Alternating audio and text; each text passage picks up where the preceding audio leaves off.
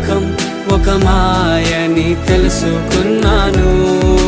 ఏది నా సొంతం కాదనుకున్నాను. తప్పిపోయిన కుమారుని నేనైతే నా కొరకై నిరీక్షించే తండ్రి నా యేసు.